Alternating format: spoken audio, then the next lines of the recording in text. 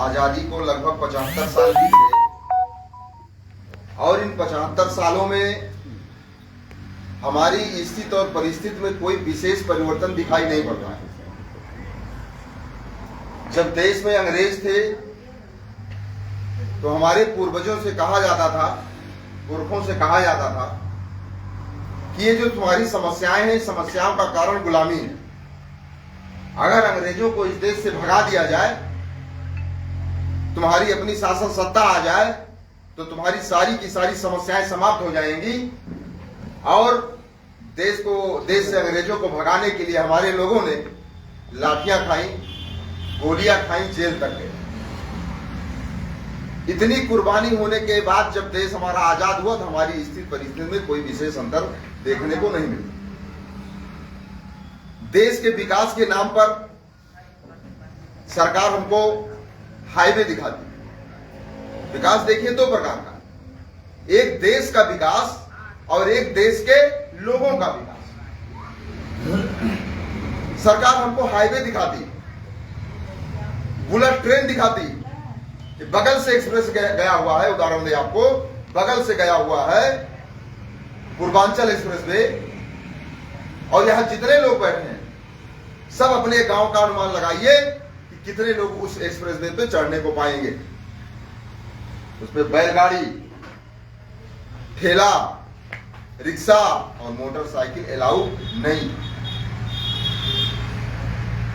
व्यापारियों के लिए बना और हमको उसका नाम लेकर दिखाया जाता है कि हम इतनी तरक्की कर रहे हैं। कई दिन बीत जाएगा, उस पर चढ़ने को नहीं मिले। हम चढ़ते किस पे है? जो हमारे बगल की सड़क होती है, हमारी गांव की सड़क। जिन सड़कों पे हमको चलना है उन सड़कों की क्या स्थिति है उस पर सरकार बात नहीं करती।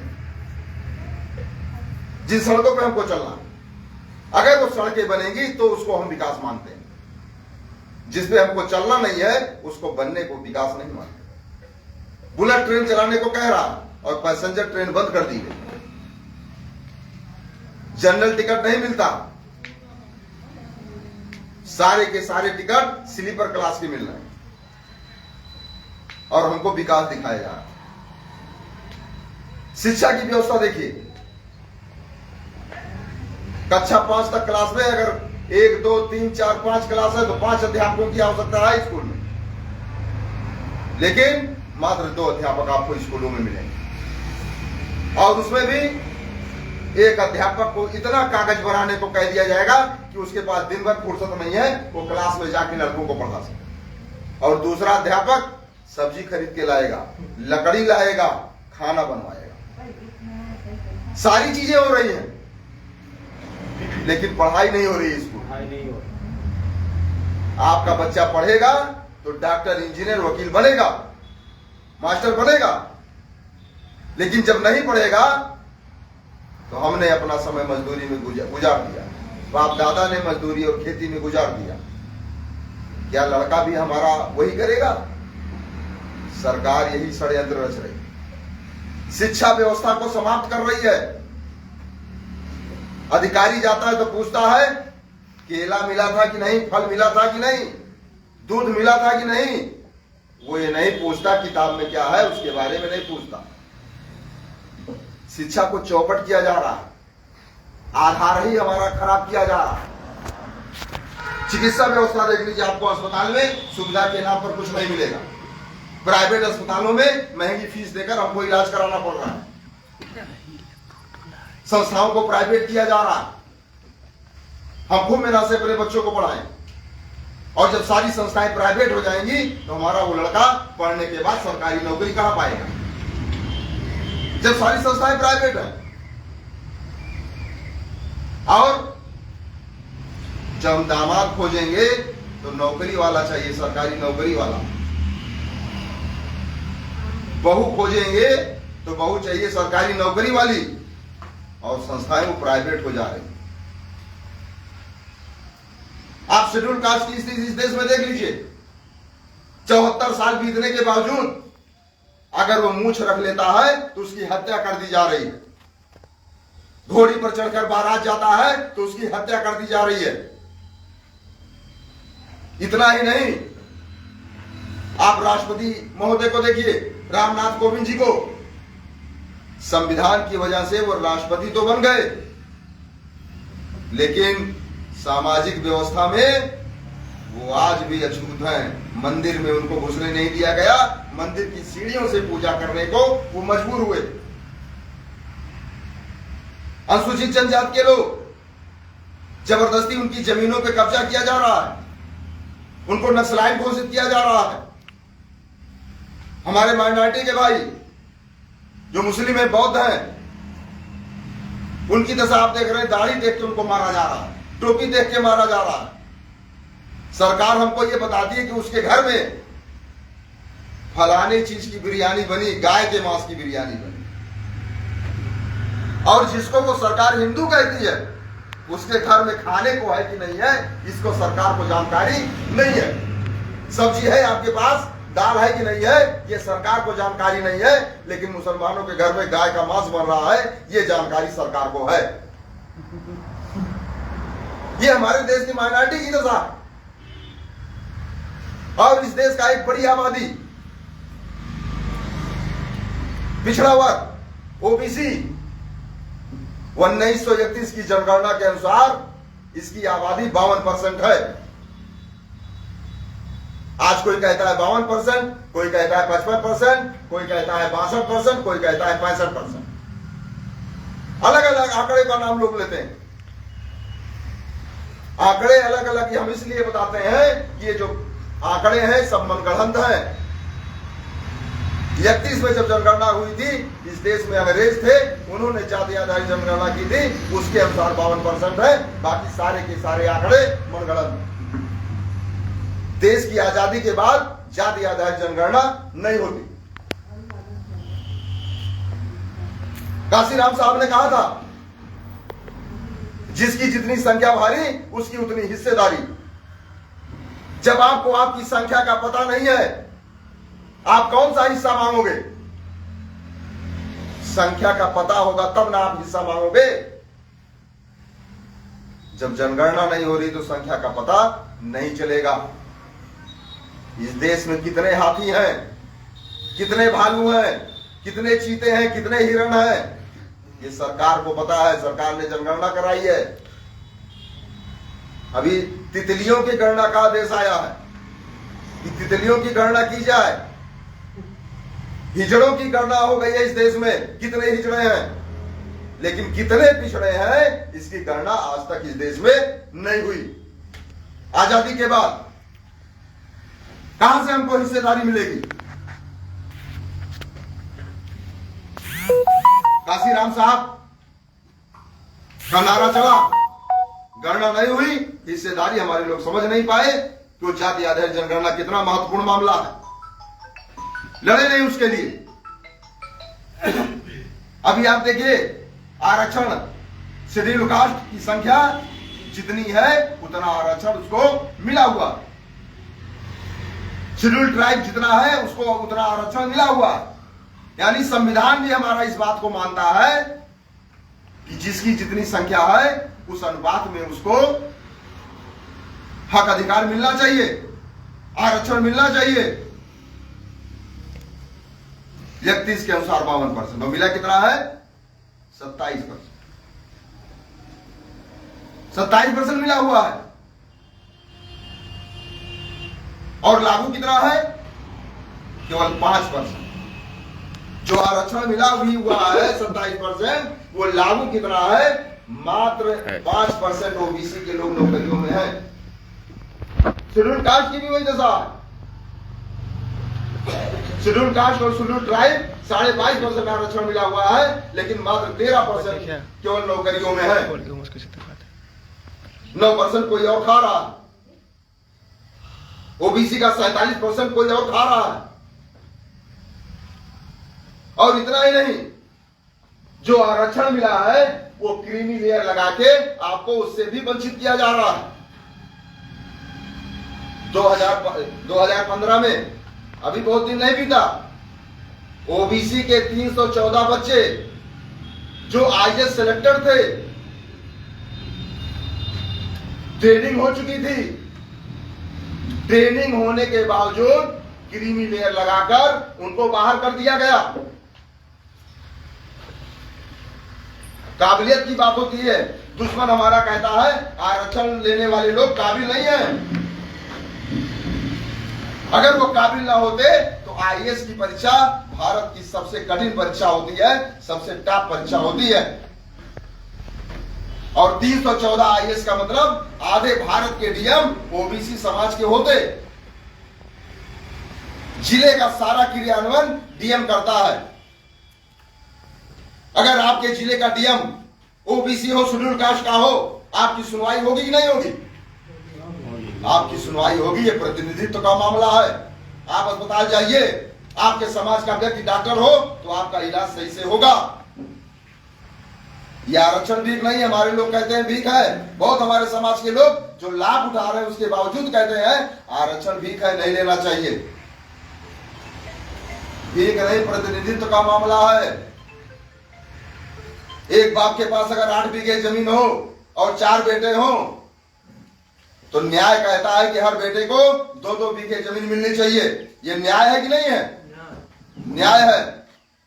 अगर कोई लूला लंगड़ा है तो समाज ये नहीं कहता है कि नहीं उसको मत दो, लूला लंगड़ा है, उसको भी उतना ही हिस्सेदारी मिलना चाहिए। तो ये प्रतिनिधित्व का मामला है आरक्षण।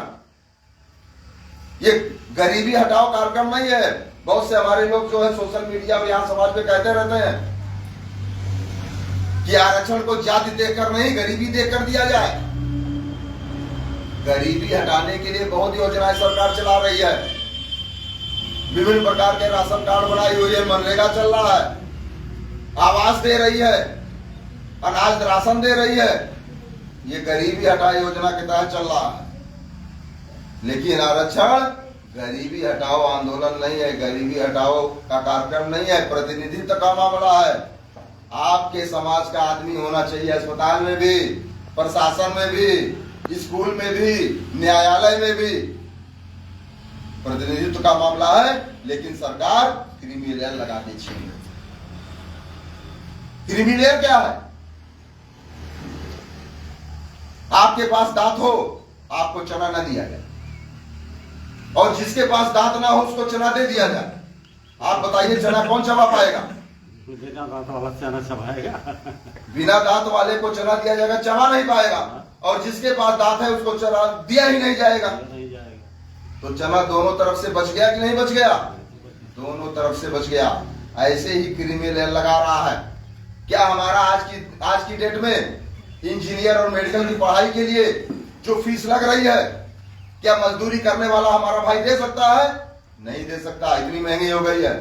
हो सकता है नौकरी करने वाले कुछ लोग दे सकें, या जिनकी आमदनी कुछ ज्यादा है वो दे सकें। तो सरकार ने नियम बना दिया, इतनी आमदनी के ऊपर वालों को आरक्षण नहीं मिले।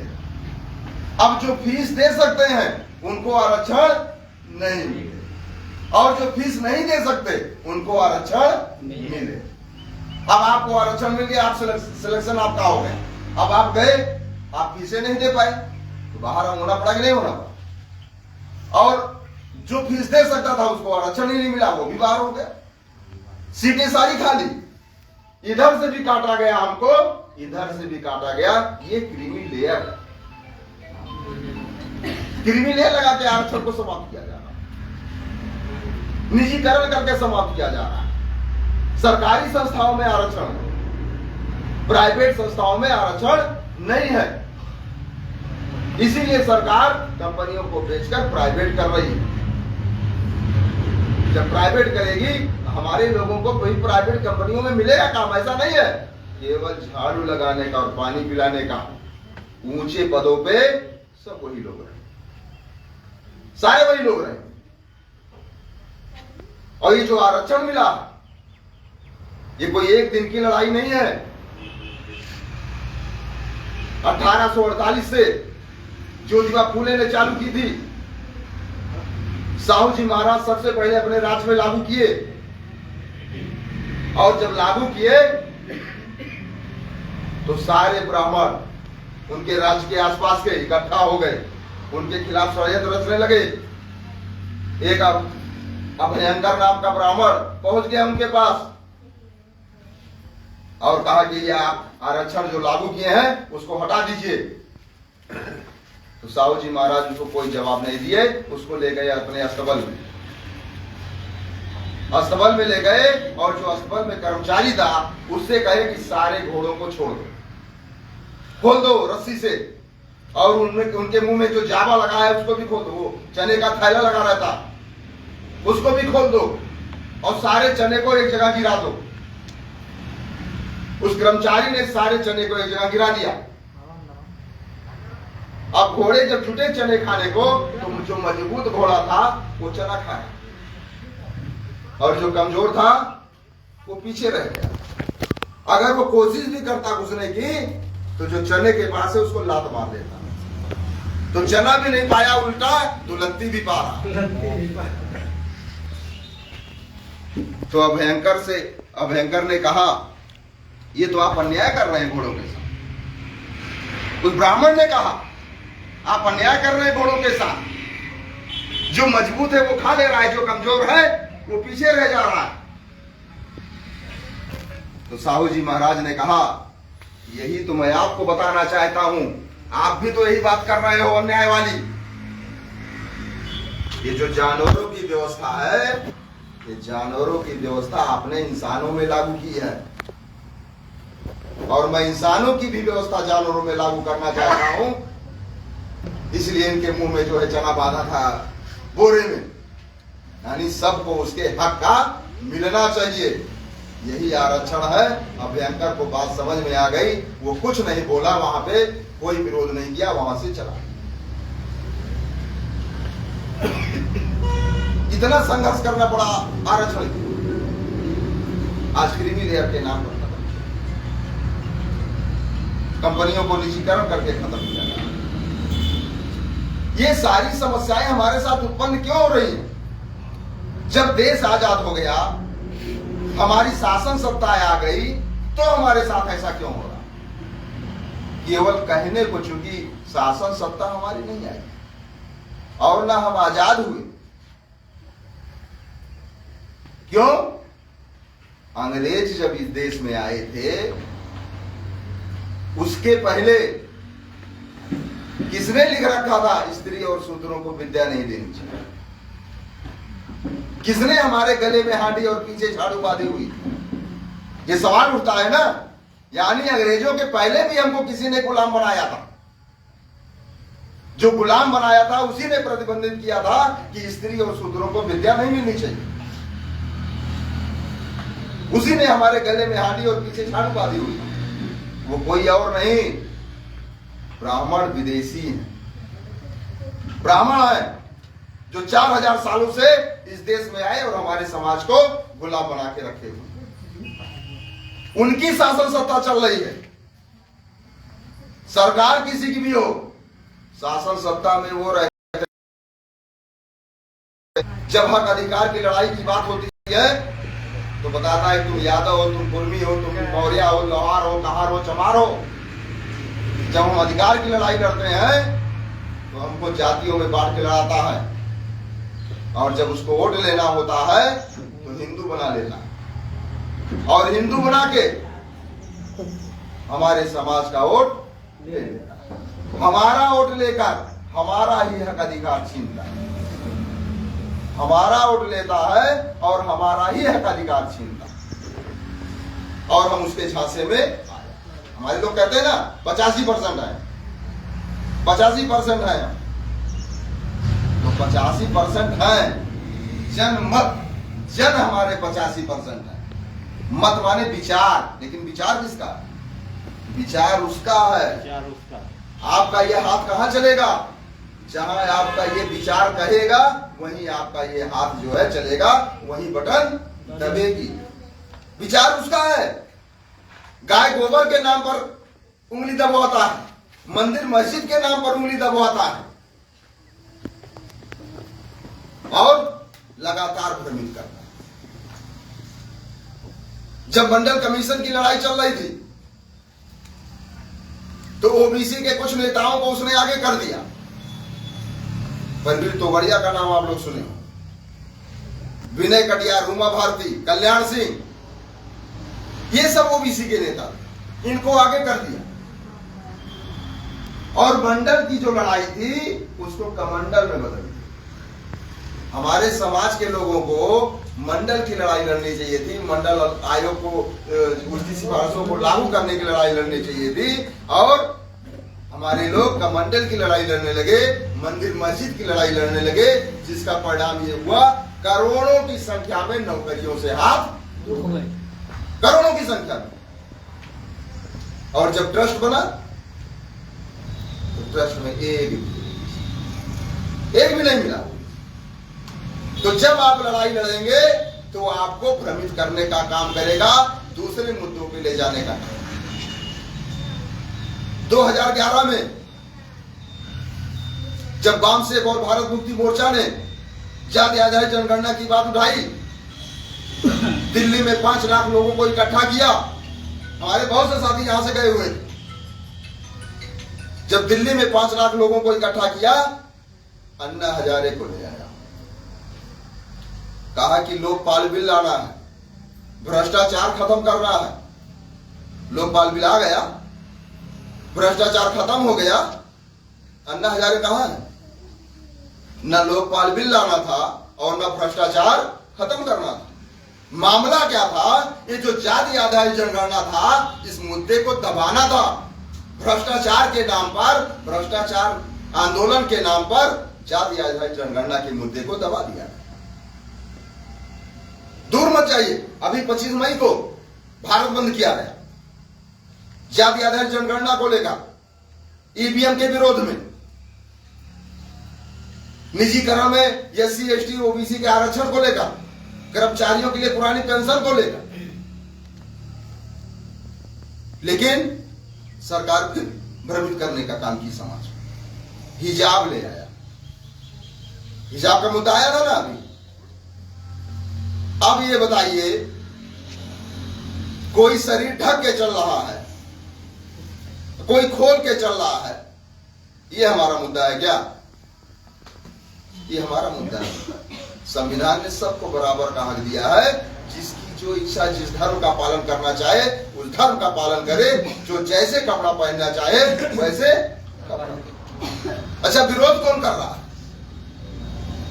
जिसके घर की बहन बेटियां स्वयं आधा नंगा घूमती हैं, वो पूरा कपड़ा पहनने वालों को विरोध कर रहा है कि पूरा कपड़ा क्यों पहनते? हिजाब क्या, पर्दा? तो वो लोग पर्दे का गलत है क्या कहीं से?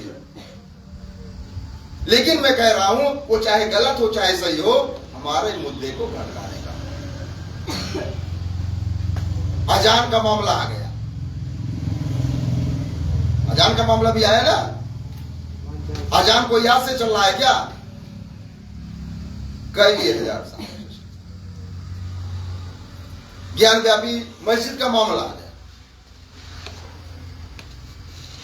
हमारा मंदिर और मस्जिद से क्या, अगर हमको मेरा हक अधिकार नहीं मिल रहा है, रोजगार नहीं मिल रहा है, रोटी नहीं मिल रही है, शिक्षा नहीं, ये हमारा मुद्दा है, वो मंदिर मस्जिद हमारा मुद्दा है। जो हमारा मुद्दा नहीं है वो जबरदस्ती हमारा मुद्दा बनाया जा रहा है, हमारे ऊपर थोपा जा रहा है, जिससे हम अपने हक और अधिकार की लड़ाई न लड़ें। कहा जाता है सब मुस्लिमों ने कब्जा कर दिया। आज तक एक भी मुसलमान इस देश का प्रधानमंत्री नहीं बना। बना क्या? नहीं बना। कहां से कब्जा कर दिया? या किसी मुसलमान की पार्टी कभी सत्ता में आई क्या? नहीं। मुसलमानों की छोड़िए, एक भी शेड्यूल कास्ट का आदमी प्रधानमंत्री बना क्या इस देश में? शेड्यूल ट्राइब का आदमी बना क्या? और एक भी ओबीसी का आदमी 5 साल के लिए बना क्या? नहीं बना। एक भी ओबीसी 5 साल के लिए प्रधानमंत्री नहीं बना। नरेंद्र मोदी को कहते हैं ओबीसी का आदमी है, उसका जो है 8 साल की बनेगा।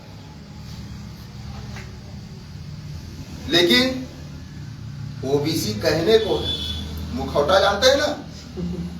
मुखौटा, वो मुखौटा उदाहरण से आपको समझाते हैं। एक बार जितेंद्र सर, राजवंशी सर और चौधरी साहब गए अड़नपुर साइड में, अड़नपुर घिटी में। प्रधानों की लिस्ट ये लोग बनाए थे और उन प्रधानों से मिलने जा रहे थे।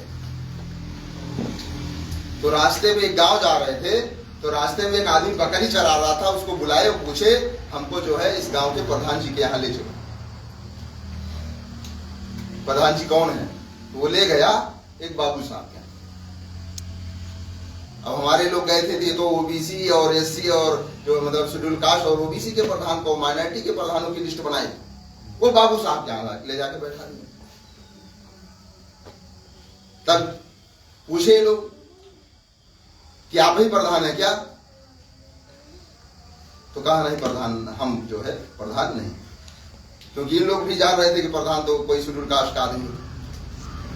तो उसने कहा हाँ प्रधान हम मौके पे नहीं, अब जो है पहले हम ही रहते थे, इस बार सीट रिजर्व हो गई थी, इसलिए शेड्यूल कास्ट का हमारा आदमी जो है वो प्रधान। लेकिन आप लोग चिंता मत करिए, सारा काम आपका होगा।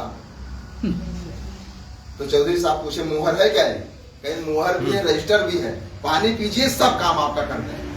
तो सोचा कोई अधिकारी जांच वाले होंगे, सब काम अभी आप करते हैं। तब तक वो बकरी चराने वाला जो है फिर आ गया, तो दिखाए बाबू साहब को प्रधान को। तो जो हमारा आदमी प्रधान है उसको भी नहीं पता है कि मैं प्रधान हूं, उसको भी नहीं पता है मैं प्रधान हूं। क्यों? क्योंकि वास्तव में वो प्रधान नहीं है, वो मुखौटा है बाबू साहब का, बाबू साहब का आदमी है। ऐसे ही नरेंद्र मोदी ओबीसी का कहने को है, मुखौटा ओबीसी का है, वो आदमी है जिसका आरएसएस का आदमी है। इसलिए ओबीसी की जाति आजादी जनगणना के खिलाफ भी उसने जो है सदन में प्रस्ताव लाया कि नहीं होगा। तो ये इतने सारे मामले, हमको करना क्या होगा? हमारी समस्या, ये जो ओबीसी की समस्या है, शेड्यूल कास्ट की समस्या है, ये समस्या किसी एक जिले की नहीं है, किसी एक प्रदेश की नहीं है, ये पूरे देश की समस्या है। क्योंकि पूरे देश में शेड्यूल कास्ट है, पूरे देश में ओबीसी है। और जब समस्या पूरे देश की है, ओबीसी की समस्या, इसको सॉल्व करने का जो संगठन होगा वो कैसा होना चाहिए? देशव्यापी होना चाहिए। जिले का संगठन नहीं दूर कर पाएगा इस समस्या। उदाहरण आपको बताऊं, स्टालिन मुख्यमंत्री तमिलनाडु, जाने आप लोग नाम सुने होंगे, बहुत क्रांतिकारी काम कर रहा है। उसने मंदिरों में पुजारियों के लिए भी आरक्षण लागू कर दिया अपने राज्य। सुनेंगे नहीं आप लोग? अगर उसका संगठन पूरे देश में होता तो पूरे देश में लागू होता, वो व्यवस्था वो पूरे देश में करता। एक राज्य का संगठन है, इसलिए एक राज्य में लागू करता। तो हमारी जो समस्या देशव्यापी है, क्या एक राज्य का संगठन होगा तो दूर होगी? क्या राष्ट्रव्यापी संगठन होगा तो दूर होगी। ये जो राष्ट्रीय पिछड़ा वर्ग मोर्चा है, देश के 31 राज्यों में 567 जिलों में कायम है, 3-3.5 लाख गांवों में हमारा ऐसा।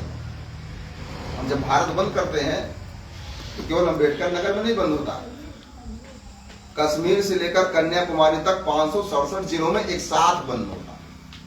और जब बंद होता है तो अभी जब भारत बंद हुआ तो आप देख रहे हैं उसका असर। विभिन्न राज्यों के मुख्यमंत्री अब कह रहे हैं कि नहीं होना चाहिए। बोल रहे नहीं बोल रहे? बोल रहे हैं, क्योंकि जो आपके बंद का असर है, आपके संगठन का असर है, ये राष्ट्रव्यापी। तो मैं यही चाहूंगा, इस संगठन से राष्ट्रव्यापी संगठन है और हमारी समस्या जो उत्पन्न किया है वो दूर करने नहीं आएगा। अगर उसको दूर करना होता तो उत्पन्न क्यों करता? हमको ही हमारी समस्या का समाधान करना है, और जिसकी लड़ाई राष्ट्रीय पिछड़ा वर्ग मोर्चा लड़ रहा है, हमको उसके साथ जुड़ने की आवश्यकता है, उसको मजबूत बनाने की आवश्यकता है। आप लोग ऐसा करेंगे, ऐसी आशा और विश्वास के साथ मैं अपनी बात समाप्त करता हूं। सभी साथियों को नमो बुद्धाय, जय।